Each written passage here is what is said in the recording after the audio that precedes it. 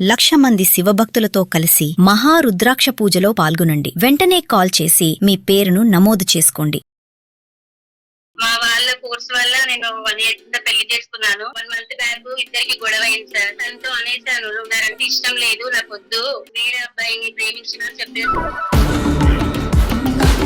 పుట్టికి బయటికి తీసుకెళ్ళాను సార్. తీసుకెళ్తే ఆ అబ్బాయి కూడా అక్కడికి తీసుకొచ్చాడు. అబ్బాయి ఇష్టపడ్డావు కదా, ఆ అబ్బాయికి ఇచ్చి నేను నీకు పెళ్లి చేస్తాను. ఇష్టపడ్డ అబ్బాయికి నిన్ను చేసుకోవడానికి రెడీయేనా? రెడీగానే ఉంటారు. నా మనసులో వేరే వాడు ఉన్నాడంటే ఏ మగాడు, ఎంత బంగారమైన మగాడైనా ఎందుకు ఒప్పుకుంటాడు? ప్లీజ్ సార్, మీరు ఎలాగైనా సరే కానీ నాకు కావాలి సార్. హలో, నేను చెప్పాగా నీ లైఫ్ నువ్వు చూసుకో, నీ చాయిస్ నువ్వు చూసుకో అని చెప్పి. మీరు తప్ప నాకు ఇంకా వేరే ప్రపంచం లేదండి. ఆల్రెడీ నీ మెంటల్ కండిషన్ బాగోట్లేదు, నువ్వు ఇప్పుడు మాట్లాడేది మళ్ళీ తర్వాత ఉండలేదు, రేపు మాట్లాడేది తెలుగుతుంటలేదు.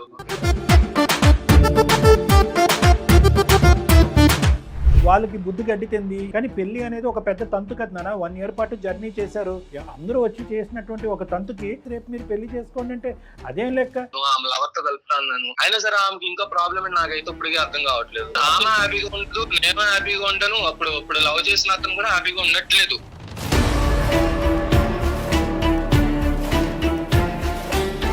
నేను కోపంలో ఉన్నానండి. మా ఆయనే కావాలని ఇంకోసారి మాట అంటే మర్యాదగా ఉండదు. మా ఆయనే కావాలి. పిచ్చా ఎవర్రా నీకు? నువ్వు ఒక మగాడిగా మొగుడిగా ప్రూవ్ చేసుకోవాలంటే వేరే మగాడిని తీసుకొచ్చి లవర్ని తీసుకొచ్చి ఎదురుగుంట కూర్చోపెడితే అప్పుడు నిజ నిర్ధారణ అవుతుంది, నిరూపణ జరుగుతుందా? ఏమయ్యా ఇట్లా ఆమె వల్ల ఆలోచించి నా హెల్త్ పోతుంది సార్.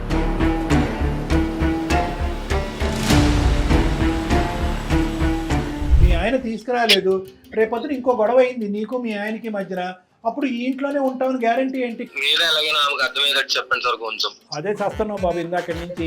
ఆవిడకి మా ఆయన కావాలనే పాట తప్ప ఇంకొకటి అర్థం కావట్లేదు ఆవిడకి.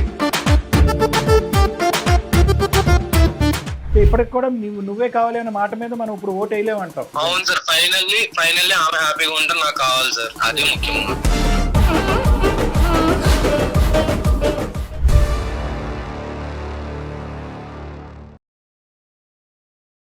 సుమన్ టీవీ అందమైన జీవితం కార్యక్రమానికి స్వాగతం. ప్రస్తుతం మనతో పాటు ఉన్నారు ప్రముఖ సైకియాట్రిస్ట్ డాక్టర్ కళ్యాణ్ చక్రవర్తి గారు. డాక్టర్ గారు నమస్తే అండి. నమస్తే మేడం. డాక్టర్ గారు, సాహితీ అనే ఒక ఆమెకి సంబంధించింది, ఆవిడే మెయిల్ చేశారు మనకి. చేతులారా నా జీవితం నేనే నాశనం చేసుకున్నాను మేడం అంటూ ఏడుస్తున్నారు. అందులో అర్థమవుతుంది మనకి. మనం ఒక్కసారి మాట్లాడితే కానీ క్లారిటీగా క్లియర్గా అన్ని అర్థం. Sure madam. హలో, సాహితీ గారేనా అండి? అవునండి, ఎవరండి మీరు?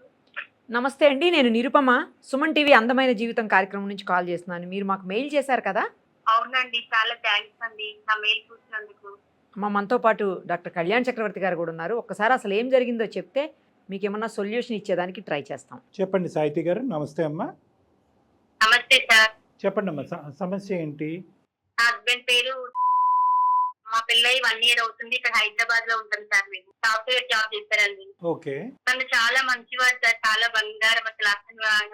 అట్లాంటి వ్యక్తి దొరకదు సార్ అసలు ఈ జనరేషన్ లో. పోన్లేండి, మీకు దొరికాడు అదృష్టం. ఏమైంది? మా వాళ్ళ కోర్స్ వల్ల నేను 1 year కింద పెళ్లి చేసుకున్నాను. 1 year బ్యాక్. నాకు ఒక బాయ్ ఫ్రెండ్ ఉంది సార్. 1 month బ్యాక్ ఇద్దరికి గొడవ అయింది సార్. గొడవ అయితే నేను తనతో అనేసాను, నువ్వు నాకంటే ఇష్టం లేదు, నాకు వద్దు, వేరే అబ్బాయిని ప్రేమించిన అని చెప్పాను సార్ నేను. బుర్ర ఉందా అమ్మా? సర్లే చెప్పండి. తను మొన్న ఫుడ్కి బయటికి తీసుకెళ్ళాను సార్. తీసుకెళ్తే ఆ అబ్బాయిని కూడా అక్కడికి తీసుకొచ్చిండు. నేను ప్రేమించిన అబ్బాయిని, లవర్ని. నువ్వు ప్రేమించిన అబ్బాయిని ఎవరు తీసుకొచ్చారు? మా హస్బెండ్ తీసుకొచ్చింది సార్. ఎలా కనుక్కున్నాడు? ఎక్కడ పట్టుకున్నాడు? ఎక్కడ తీసుకొచ్చాడు? ఎలా కనుకుంటో తెలియదు సార్. ఫోన్ నెంబర్ తీసుకొని అతను పిలిపించినట్టుండి సార్. అయితే అక్కడికి ఆ అబ్బాయిని కూడా తీసుకొచ్చిండు. తను నేను మాట్లాడుకున్నాము. అయితే ఏమంటున్నాడు అంటే, నువ్వు సంతోషంగా ఉంటలేవు, నేను సంతోషంగా ఉంటలేను, నువ్వు ఆ అబ్బాయిని ఇష్టపడ్డావు కదా, ఆ అబ్బాయికి ఇచ్చి నేను పెళ్లి చేస్తా నేను అని చెప్పింది సార్. మరి ఇట్లా ఎందుకు అంటుండో నాకు అర్థం కాలేదు అసలు. మరి మీది నిజం, నీ కళ్ళను నిజం చేశాడు అతను, అంతే కదమ్మా? నీకు అది మనసులో ఉన్న మాట కక్కేవు టెన్షన్లో. అతనేమో వచ్చి నీ కళను నిజం చేయడానికి రెడీ అయిపోయాడు మీ ఆయన.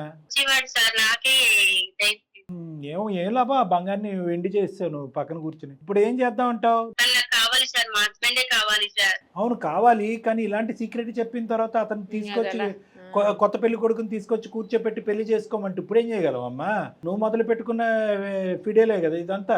ఇన్ని రోజులు ఆయన క్యారెక్టర్ ఏందో నాకు అర్థం కాలేదు సార్, ఇప్పుడే అర్థమవుతుంది సార్. నాకు మా ఆయనే కావాలి సార్. కాదు అప్పుడు అర్థం కాలేదు, ఇప్పుడు ఎలా అర్థమైంది అతను తీసుకొచ్చాక?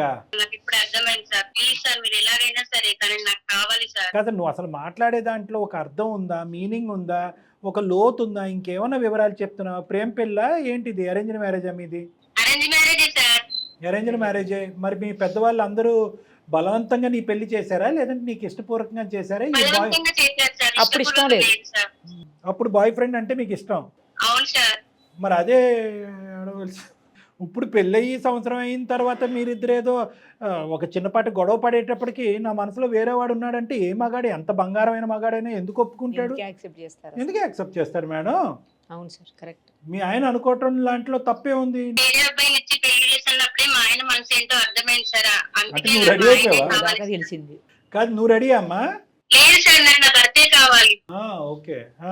సరే మరి ఆ మాట ఎందుకు అన్నావు మీ ఆయనతో, నా మనసులో వేరే వాడు ఉన్నాడని? అప్పుడు కోపంలో అనేసింది. ఏదో పరువు కోసం ఈ అమ్మాయి ఇలా ఒప్పిస్తుంది అనుకుంటుంది సార్. నాకు మాత్రం నా భర్తనే కావాలి సార్. నేను ఇష్టపడ్డ అబ్బాయి వద్దు సార్ నాకు. ఈ ఇష్టపడ్డ అబ్బాయికి నిన్ను చేసుకోవడానికి రెడీయేనా? రెడీగానే ఉంది సార్, కానీ నాకు ఇష్టం లేదు. నా భర్త అంటే నాకు ఇష్టం సార్. ఇప్పుడు నాకు ఎవరు వద్దు ఇంకా. ఎక్కడ దొరికారమ్మా మీరందరూ మాకు? అదే కదా. కాదు నువ్వేదో చేతులారా చేసుకుని జీవితాన్ని నాశనం చేసుకుంటే కనుక ఆ నాశనం చేసుకున్న జీవితాన్ని అంతం వరకు వెళ్ళిపోతామనే భయంతో, సూసైడ్ వరకు వెళ్ళిపోతాను భయంతో అతని జీవితాంతో నీతో పాటు జర్నీ చేయవలసింది. కోపంలో నువ్వు నోరు జారేని అన్నావు. నోరు జారేను తప్పు మాట అని ఎలా అనుకుంటాడు? అదే వాస్తవం అని అనుకుంటాడు. ఇప్పుడు నీ మనసు కరగటానికి ప్రధానమైన కారణం ఏంటి? అబ్బాయి ఎంత దేవుళ్ళ లాంటి మొగుడు, ఏది కొండ మీద కోతుల్ని తీసుకురమ్మని తీసుకొస్తాడు. ఇష్టమైన వాడు వాడంటే కనుక పెళ్లి తీసి పక్కన పెట్టి ఇష్టమైన వాడితోనే పెళ్లి చేద్దాం అనుకుని నీకు అనువిప్పు కలిగింది. కానీ ఇప్పుడు మీ ఆయన తీసుకురాలేదు అనుకోండి, చెప్తున్నాను, మీ ఆయన తీసుకురాలేదు, రేపొద్దున ఇంకో గొడవ అయింది నీకు మీ ఆయనకి మధ్యన, అప్పుడు ఈ ఇంట్లోనే ఉంటామని గ్యారంటీ ఏంటి? ఫ్యామిలీతో ఎప్పుడైనా డిస్కస్ చేశారా అమ్మా ఇవన్నీ? సార్ ఎవరితో చేయాలో డిస్కషన్ చేయాలో నాకు అర్థం కాక మీకు మెయిల్ చేసిన సార్. అదోకేలే అమ్మా. ఇప్పుడు మీ ఆయన వెనక్కి తగ్గాడా? నా కొద్ది మీరే కావాలంటే వెనక్కి తగ్గాడా? లేదంటే మీ ఆయన ఇప్పటికీ కూడా నీ లవర్ బాయ్నే నువ్వు పెళ్లి చేసుకో, నేనైతే ఉండను అనే పాట పాడుతున్నాడా? తగ్గలేదు సార్, నమ్మట్లేదు సార్. నేను చెప్తే మీరే కావాలి అని అంటే వినట్లేదు సార్. మీరన్నదే. సరే మరి ఇప్పుడు అతనికి ఒకసారి ఫోన్ కలపండి. అక్కడ తల్లిదండ్రులతో గొడవపడి పెళ్లి చేసుకున్నా సరిపోయి ఉండేది. అక్కడ ఆగిన. అవును కరెక్ట్ చెప్పారు. స్టార్టింగ్ లోనే you are speaking with has put your call on hold. Please stay on the line. Hello, చెప్పు సాయితి. ఎక్కడున్నారండి? నేను ఆఫీస్ లో ఉన్నా. చెప్పు. మొన్న మనకి డిస్కషన్ అయింది కదా. నేను చెప్పాగా నీ లైఫ్ నువ్వు చూసుకో, నీ చాయిస్ నువ్వు చూసుకో అని చెప్పేసి మళ్ళీ ప్రాబ్లం ఏంటి? లేదండి, నాకు మీరు కావాలి. నువ్వు ఇప్పుడు మాట్లాడేది మళ్ళీ 5 minutes అయిన తర్వాత నువ్వేం మాట్లాడతా నీకు తెలియదు. నీ డెసిషన్స్ నువ్వు ఎలా తీసుకుంటావో తెలియదు. అంతే కదా. నీ మెంటల్ కండిషన్ అనేది ఎలా ఉంటుందో నీకు తెలియదు. లేదండి, నాకు ఇప్పుడిప్పుడే అర్థమవుతుంది మీ గురించి. నాకు మీరు తప్ప నాకు ఇంకా వేరే ఎవరు లేరు, వేరే ప్రపంచం లేదండి. నేను నీ లైఫ్ చూసుకోమని నీకు చెప్పాను. ఆల్రెడీ నీ మెంటల్ కండిషన్ బాగోట్లేదు. నువ్వు ఇప్పుడు మాట్లాడేది మళ్ళీ తర్వాత ఉండట్లేదు, రేపు మాట్లాడేది వెళ్ళట్లేదు. ఓకే. హలో అవ్వదండి. ఉండమ్మా, ఒక్క నిమిషం ఆగమ్మా. అమ్మ నువ్వు చెప్పలేకపోతున్నావు, మీ ఆయనకి మేము ట్రై చేస్తాము. నమస్తే అండి, నా పేరు డాక్టర్ కళ్యాణ్ చక్రవర్తి, సుమన్ టీవీ అందమైన జీవితం నుంచి. నాతో పాటు నిర్మల మేడం ఉన్నారు, సీనియర్ హోస్ట్. ఒక 2 నిమిషాలు మీతో మాట్లాడొచ్చా సార్? మిమ్మల్ని ఎందుకు కాంటాక్ట్ అయిందండి? అదే ఆవిడకి ఏమండి, మీ భార్య గురించి మేము ఏం చెప్పగలమండి? ఆవిడ పెళ్లికి ముందు, పెళ్లి మధ్యలో, ఎప్పుడు కూడా ఆవిడ బ్రెయిన్ డెవలప్ అయ్యిందో లేదో మాకే డౌట్గా ఉంది. నిజంగా ఏంటంటే అర్థం పద్ధం లేనటువంటి ఒక వ్యవహారం ఇది. పెళ్లికి ముందు ప్రేమించినటువంటి వ్యక్తితో శుభ్రంగా పెళ్లి చేసుకుంటే మీకు హ్యాపీగా ఉండేది, ఆవిడకి హ్యాపీగా ఉండేది. మా కాల్ కాస్త మేము ఎవరికో వేరే వాళ్ళకో కలిపి ఉండేవాళ్ళం. ఆవిడకి అసలు. అవును సార్, అయినా సరే నేను ఆమె పార్ట్నర్ తో కలుపుతా అన్నాను, ఆమె లవర్ తో కలుపుతా అన్నాను. అయినా సరే ఆమెకి ఇంకా ప్రాబ్లం నాకైతే ఇప్పటికీ అర్థం కావట్లేదు. అదే మీరు చెప్పండి అసలు ఏం జరిగింది అనేది. ఇందాక అమ్మాయి కట్టే కొట్టే తెచ్చే అన్నట్టుగా 3 ముక్కల్లో చెప్పింది. అసలు మాకు వ్యవహారమే అర్థం కాలేదు. మాకు మ్యారేజ్ 1 year అవుతుంది సార్. మ్యారేజ్ 1 year అవుతుంది, కానీ ఆమె ఈ మధ్యన కొంచెం విందుగా బిహేవ్ చేస్తుంది. గొడవలు అవుతున్నాయి, చిన్న గొడవలు అవుతున్నాయి ఇంట్లో. ఆమె అసలు నాకేం అర్థం కావట్లేదు. ఏంటని గట్టిగా అడిగాను. అంటే నాకు ఇష్టం లేదు, నన్ను నీకు బలవంతంగా ఇచ్చి పెళ్లి చేశారు మా ఇంట్లో. అప్పుడే చెప్పొచ్చుగా అని చెప్పేసి అన్నా. లేదు, నాకు బలవంతంగా ఇచ్చి పెళ్లి చేశారు, అది ఇది అని చెప్పేసి మరి అలాంటప్పుడు ఇప్పుడు ఏం చేద్దాం, ఏంటి నీ బాధ ఏంటి, అది ఇది అని చెప్పేసి అన్నా. అంటే లేదు, నేను ఇంతకు ముందులో ఒక లవర్ని లవ్ చేశాను, నా కాలేజ్ లో ఉన్నప్పుడు నాకు చాలా ఇష్టం, అతను అంటే ఇష్టం, అయినా సరే మా వాళ్ళు నిన్ను బలం ఇచ్చి పెళ్లి చేశారు, అది ఇది అని చెప్పేసి అన్నారు. ఓకే, అయితే నాకు అర్థమైంది లేని ప్రాబ్లం, అందుకే పిచ్చి పిచ్చిగా బిహేవ్ చేస్తున్నావు అది ఇది అని చెప్పేసి అనుకున్నా. వాళ్ళ ఫ్రెండ్స్ ని వాళ్ళందరిని రిఫర్ చేసిన తర్వాత నాకు తెలిసింది పలానా వ్యక్తి అని చెప్పేసి. అతను తీసుకొచ్చి ఒక హోటల్లో కూర్చోబెట్టి సర్లే వీళ్ళిద్దరికి కొంచెం కాంప్రమైజ్ చేసి నేను పక్క తప్పుకుందాంలే అది ఇది అని చెప్పేసి అనుకున్నా. పెళ్లి అయిన తర్వాత పెళ్లి చూపులేట ఆమె హ్యాపీగా ఉండదు, నేను హ్యాపీగా ఉంటాను. ఇప్పుడు లవ్ చేసిన అతను కూడా హ్యాపీగా ఉండట్లేదు. నేను కనుక్కున్న ప్రకారం ఏంటంటే అతను కూడా హ్యాపీగా ఉండట్లేదు సార్. ఇప్పుడు నా వల్ల వాళ్ళిద్దరు బాధపడతాం ఎందుకు అని చెప్పేసి నేను కలుపుదాం అనుకున్నా. అలా కాదు, ఇప్పుడు మీ ఆవిడ ఏమని చెప్పింది, సరే ఆవిడ నోరు జారింది, లేదంటే తెలివి తక్కువతనంతో మాట్లాడింది, అప్పుడంటే ఒకటి ఇష్టం ఉన్నాడు అని అందుకని ఇప్పటికీ వాడే మనసులో ఉన్నాడు, నువ్వు అర్జెంటుగా వాడిని తీసుకొచ్చి పెళ్లి చేయాలని అయితే అనలేగా. మీరు అంత పెళ్లి పెద్దలాగా అటువైపు ఆ లవర్ని ఇటువైపు ఈ లవర్ని తీసుకొచ్చి పెళ్లి చేయవలసినటువంటి అవసరం మరి మీ జీవితం. ఓకే సార్, కానీ ఏంటంటే ఆమె నాతో హ్యాపీగా ఉండట్లేదు కదా, ఇప్పుడు నేను హ్యాపీగా ఉండట్లేదు, అతను హ్యాపీగా ఉండట్లేదు, ఇప్పుడు మేమిద్దరు కలిసి ఉండి ఏం చేయాలి సార్? నాన్న అది కాదు నాన్న, నువ్వు చిన్నపిల్లడివే, ఆ అమ్మాయి కూడా తెలివి తక్కువతనంతో వ్యవహరిస్తుంది. అప్పుడే పోరాటం చేసి ప్రేమించిన పెళ్లి చేసుకుంటే ఇద్దరు సుఖపడేవారు, మనం హ్యాపీగా ఉండేవాళ్ళం. వాళ్ళకి బుద్ధి గడ్డితింది, ఇంతవరకు వచ్చారు. కానీ పెళ్లి అనేది ఒక పెద్ద తంతు కదా నాన్న, 1 year పాటు జర్నీ చేశారు. పెళ్లి అనే ప్రయాణంలో అటు పెద్దలు ఇటు పెద్దలు వచ్చి అందరూ వచ్చి చేసినటువంటి ఒక తంతుకి సింపుల్గా నువ్వు ఇద్దరిని తీసుకొచ్చి ఒక హోటల్లో కూర్చోబెట్టి పెళ్లి చూపులు చేసి రేపు మీరు పెళ్లి చేసుకోండి అంటే అదేం లెక్క? నీ జీవితానికి సమాధానం మీరు చెప్పింది బాగా ఉంది, కానీ 1 year నుంచి ఉంటున్నామనే పేరుగా కానీ మేము కలిసి అయితే సరిగ్గా ఉండట్లేదు సార్. శారీరకంగా మానసికంగా అసలు మేమైతే సరిగ్గా అయితే ఉండట్లేదు సార్. అంటే అదే ప్రాబ్లం, ఆ ప్రాబ్లం వల్లే నేను ఇది క్లియర్ చేద్దాము, రెక్టిఫై చేద్దాము అని చెప్పేసి నేను ఇది చేశాను తప్ప.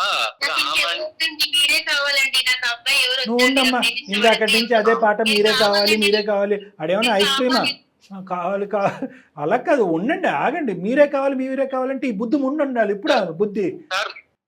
సార్ మీకు ఇంకో పాయింట్ చెప్పాలంటే ఆమె ఒక్కోసారి ఏం ఆలోచిస్తుందంటే వాళ్ళ ఇంట్లో పరువు కోసం ఆలోచిస్తుందేమో అని నేను అనుకుంటున్నా సార్. లేదండి, లేదు, నాకు మీరు కావాలి ప్లీజ్ అండి. మరి అలాంటప్పుడు నా దగ్గర ఆ విషయం ఎత్తకూడదు కదా, నేను వేరే వాళ్ళని లవ్ చేస్తున్నా అది ఇది అని చెప్పేసి. ఇప్పుడు నా మెంటల్ కండిషన్ స్టెబిలిటీ ఉంటుంది తర్వాత. అవును, నేను కోపంలో ఉన్నానండి, ప్లీజ్ మీరు తప్ప నాకు వేరే ఎవరు వద్దండి, నాకు కావాలి మీరు ప్లీజ్ అండి. నువ్వు కోపంగా అన్నా ఏమన్నా సరే నా మెంటల్ స్టెబిలిటీ లేదు, నాకు కొంచెం హార్ట్ ఫీలింగ్స్ ఉంటాయి కదా. ఇప్పుడు నువ్వు వేరే లవ్ చేస్తున్నావు అంటే నా దగ్గరకు వచ్చి ఎలా ఉంటావు? ఇప్పుడు ఆ అమ్మాయి ఒకటే మాట అంటుంది, నా తప్పు నేను తెలుసుకున్నాను, నువ్వే కావాలి ఈ పాట తప్ప అదే చెప్తున్నా కదా సార్, ఆమె మెంటల్ కండిషన్ బాగలేదు సార్. ఇప్పుడు మీ దగ్గర ఎలా అంటుంది, మళ్ళీ రేపొద్దు మళ్ళీ వేరేగా అంటుందేమో, అడిగని తెలుసు సార్. అదే నాన్న, నాకు తన మెంటల్ కండిషన్ అంటాను అనను మీరే కావాలి అనే 2-3 పదాలు కాసేపు ఆపును. ఒకే క్వశ్చన్ కి అమ్మాయి సమాధానం చెప్తే కనుక నీకు నాకు నిరుపమ మేడంకి అందరికీ ఒక క్లారిటీ వస్తుంది. ఒకే ఒక ప్రశ్నకి ఏంటంటే, నాకు ఇష్టమైనటువంటి వ్యక్తి పెళ్లి చూపులు చూసిన తర్వాత అప్పటి వరకు మీరెవరు ఏంటి అనేటటువంటిది రకరకాల ప్రశ్నలు వచ్చినాయి, మీరుతో గొడవలు పడుతుంది, మీకు అసలు సంతోషం సుఖం ఆనందం అనేటటువంటిది సంవత్సరం బట్టి లేవు. ఎప్పుడైతే హోటల్లో పెళ్లి చూపులు చూసారో, మీరు దగ్గరుండి వీళ్ళిద్దరిని ఎదురుబెదురు కూర్చోబెట్టారో, అప్పటి నుంచి నువ్వు రాముడు దేవుడు భీముడు అయిపోయావు. బంగారం కావాలి అంటుంది. ఏం చూసింది అంత గొప్పతనం మీలో? అంటే కేవలం విడిపోయినటువంటి ప్రేమికుల్ని కలిపినటువంటి ఒక గొప్ప వ్యక్తిగా నిన్ను చూడటం వల్ల మళ్ళీ చూసినప్పుడు ఎలా అంటే మళ్ళీ ఆ మెంటల్ కండిషన్ ఏం బాగాలేదు సార్, అదే స్టెబిలిటీ అయితే లేదు ప్రెసెంట్ అయితే. సో ఇప్పటికి కూడా నువ్వే కావాలి అన్న మాట మీద మనం ఇప్పుడు ఓటు వేయలేమంటావు? లేదు సార్, నేనైతే వెళ్ళలేను సార్, ఫార్వర్డ్ గా అయితే వెళ్ళలేను ప్రెసెంట్ అసలు. ముందు ఎంఏకి ట్రీట్మెంట్ అవసరం. మరి అలాగే ఉంది మేడం. సంఘటన జరిగిన తర్వాతనే తెలిసింది సార్ మా ఆయన అంటే ఏందో అని. ఉండమ్మా, మళ్ళీ నువ్వు మా ఆయనే కావాలి అది కదమ్మా, మా ఆయనే కావాలంటే నిజంగా నీకు పిచ్చి పట్టిందని ఆ మాట అప్పుడు వరకు అనలేదు, ఇప్పుడు నిజంగా అంటాను నేను. నీకు ఏమైనా పిచ్చి పట్టింది? నిజంగానే పిచ్చి పెట్టింది సార్ ఆమెకి, ఆమె ఇంట్లో కూడా పిచ్చిగా బిహేవ్ చేస్తుంది సార్. అందుకే నాకు కొంచెం మైండ్ కూడా స్టెబిలిటీ ఉంటుంది, ఆమె వల్ల ఆలోచించి నా హెల్త్ పోతుంది సార్. ఇప్పుడు ఇది జరగకపోతే అప్పుడు ఏమనేదాన్ని మీ ఆయన గురించి? నువ్వు ఒక మొగుడిగా ప్రూవ్ చేసుకోవాలంటే వేరే మగాడిని తీసుకొచ్చి లవర్ని తీసుకొచ్చి ఎదురుగుంటా కూర్చోపెడితే అప్పుడు నిజ నిర్ధారణ అవుతుంది, నిరూపణ జరుగుతుందా? ఏమయ్యా ఇది సీరియస్ ఎపిసోడా, కామెడీ ఎపిసోడా? మొగుడు అని గుర్తు రాలేదు ఆమెకి, ముందు వరకు గుర్తు రాలేదు, ఈ తర్వాత చేసిన తర్వాత గుర్తొచ్చింది. నాకు పరువు గురించి అంత ప్రాబ్లం లేదు, సొసైటీ ఏమనుకుంటుందో ప్రాబ్లం కూడా లేదు సార్. నాకు వాళ్ళ ఫాదర్ మదర్ తో మాట్లాడమన్నా, నా ఫాదర్ మదర్ తో మాట్లాడమన్నా, వాళ్ళని కన్విన్స్ చేయమన్నా సరే అది నా బాధ్యత, నా మీద వేసుకుంటా. ఒకవేళ నాకే ఇష్టం లేదని చెప్తాను ఆమంటే, ఓకేనా? నాకు ఆమె వద్దు సార్, నాకైతే నా వల్ల కాదు. సొసైటీ ఏమనుకుంటుంది అన్నది కూడా నాకు అవసరం లేదు సార్. ఏదో విధంగా పెళ్లిలోంచి అయితే బయటపడాలి నేను. దాని గురించి ఆ అమ్మాయి మీద అయితే నింద పడకుండా కాపాడుకుంటాను. నాకే ఆ అమ్మాయితో పడట్లేదు, ఆ అమ్మాయి అంటే ఇష్టం లేదు, కుదరట్లేదు కాబట్టి విడాకులు తీసుకుంటాం అని చెప్తావు. ఇటువైపుగా అటువైపు. అవును సార్, ఫైనల్లీ ఆమె హ్యాపీగా ఉంటే నాకు కావాలి సార్, అదే ముఖ్యం నాకు. ఎంత మంచోడమ్మా, అదే కదా, అందుకే పదే పదే ఆయనే కావాలంటాం సార్. ఎంత మంచోడు అబ్బాయి. ఈ అమ్మాయి పిచ్చిదానిలో వ్యవహరిస్తుంది. ఏంటమ్మా?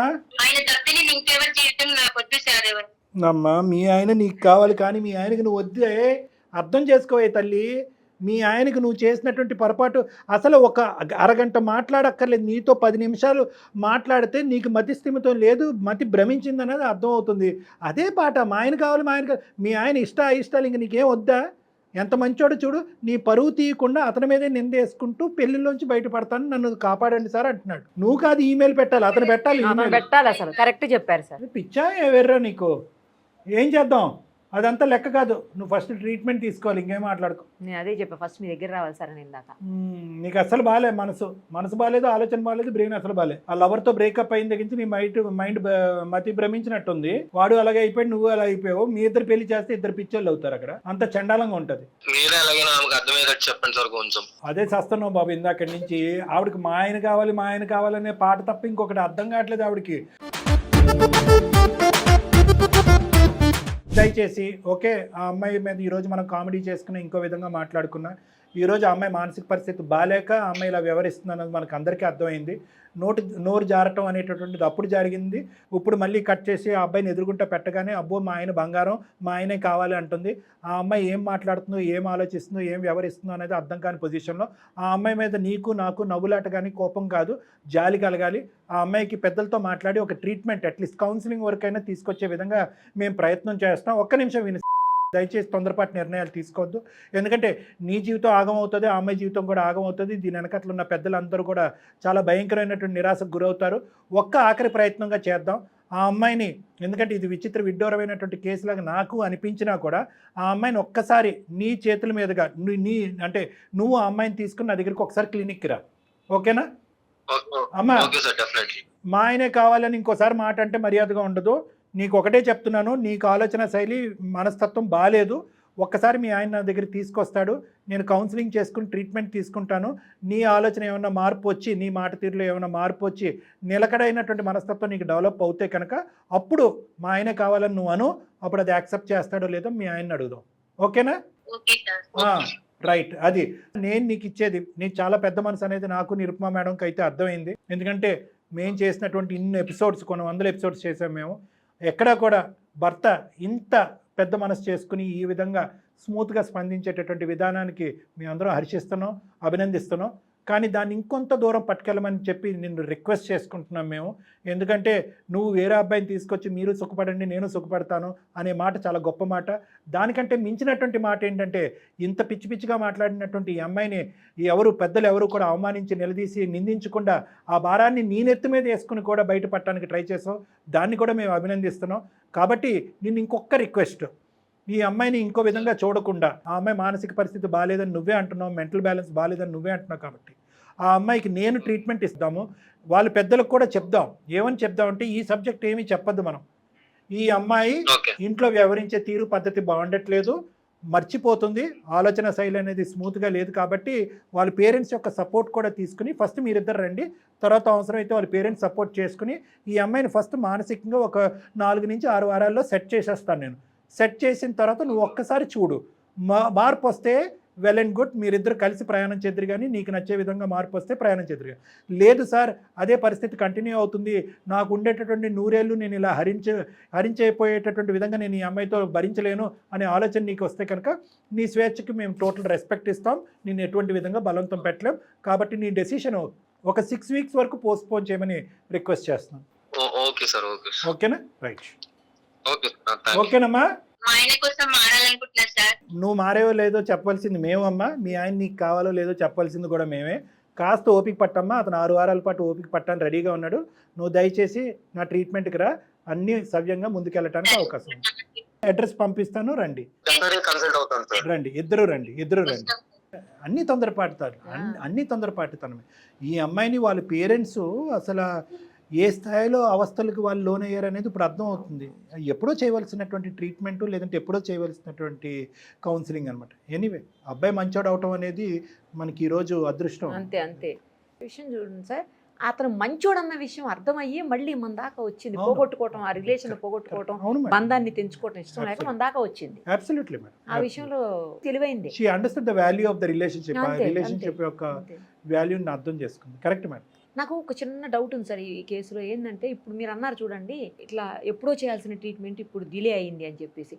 ఇలా అసలు ప్రాబ్లం ఉంది వాళ్ళకు, వాళ్ళు మానసికమైనటువంటి రుగ్మతతో బాధపడుతున్నారన్న సంగతి కూడా చాలా మందికి తెలియదు అసలు. తెలియదు మేడం. యూజువల్గా ఇది వ్యక్తిత్వానికి వదిలేస్తారు. తల్లిదండ్రుల చూడ ఏమంటారంటే అమ్మాయి మొండిది, తెలియంతనము, అమాయకత్వం, ఇలాంటి సర్వసహజంగా మనం యూజ్ చేసుకునే లేబుల్స్ అన్నీ కూడా వాళ్ళకి ఆపాదించేసి పెళ్ళి అయితే కనుక ఇలాంటివన్నీ కుదిరిపోతాయి, సెట్ అయిపోతాయనే ఉద్దేశంతో ఇలా చేశారు. ఓకే ఇప్పుడు నిజంగా వాస్తవానికి ఈ అమ్మాయి వ్యక్తిత్వం, మనస్తత్వం అనేది తల్లిదండ్రులకు బాగా తెలుసు మేడం. ఓకే కానీ వాళ్ళకి ఒక ఆలోచన ఏముంటుందంటే పెళ్ళి అయిన తర్వాత మెచ్యూరిటీ పెరుగుతుంది, పిల్లలు పుట్టాక బాధ్యతలు పెరుగుతాయని అనుకుంటారు. అనవసరంగా వేరే అబ్బాయి జీవితం నాశనం అయింది కదా మేడం. ఈ రోజు అబ్బాయి మంచోడు కాబట్టి సార్ నేను వెయిట్ చేస్తానని అంటున్నాడు. పరుగు గురించి ఎవరు ఉంటారు మేడం? అదే సార్, అది తెలీదా వాళ్ళకి? తెలియక డిలే అవుతుంటాయా ఈ కేసెస్ లో ట్రీట్మెంట్ అనేది అడిగా. Ignorance madam, ignorance. మా వరకు మాకు పిచ్చి ఏంటి, మా వరకు మేమెందుకు ట్రీట్మెంట్ తీసుకోవాలి, దాన్ని యాక్సెప్ట్ చేయలేరేమో కూడా కదా. అంతే మేడం. ఎందుకంటే కనుక అదేంటంటే మా ఇంటి వరకు తట్టే సబ్జెక్ట్ కాదు, అది ఎక్కడో ఉంది అనేది. అదే అదే థ్యాంక్ యూ నమస్తే. సార్.